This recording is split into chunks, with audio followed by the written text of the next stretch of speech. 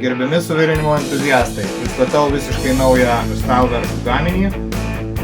AC/DC tai yra aliuminio virinti tigas, vienfazis, Pro versija, liečiamas ekranas, smagus skydelis, dujų reduktorius, kojinis valdymas, strypeliai pagal poreikį nerūdijančio plieno, juodam metalui, aliuminiui, wolframai, komplektas aliuminio virinimui pradedančiajam, dujų pajungimas iš baliono, degiklis su valdymu, kas nelabai man patinka, šepetukas ir dar visokių smulkmenų.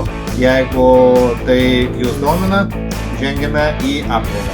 Trumpai gal apie išskirtinumus, tiesiog ką pastebėjau, kad labai smagus pulsinis režimas, labai smagiai ir vadinkim taip švelniai pereina iš vieno amperažo į kitą. Tai kas liečia DC suvirinimą nerūdijančiam plienui, tai atrodytų kažkaip maždaug taip. Trumpai įdegam lanką.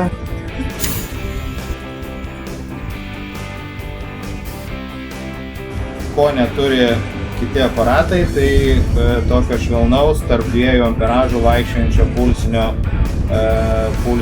perėjimo. Jis švelnus labai, tai gal toksai vienintelis išskirtinumas būtų. O tada apie DC visa kita veikia super puikiai ir galbūt žengiame į AC nustatymą ir pasižiūrėsime, kaip virina viena kita sinusoidė aliuminį.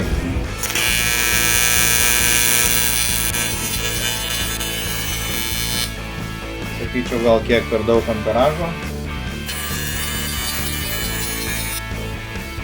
Valymas, išsiliejimas, jėgos turi per akis. Netgi pabandžiau šiek tiek paeksperimentuoti su štai tokio storio, tai turbūt 20 mm storio aliuminis. Taip kad vienfazis aparatas turi tikrai labai daug jėgos. Pakeičiam greitai sinusoidę, pasižiūrėsime, kaip atrodo. Tiesiog dėl bendro eksperimento. Tikrai super gerai dirba. Primenu, startas nuo 5 amperų, kas yra tikrai gerai ir profesionalu.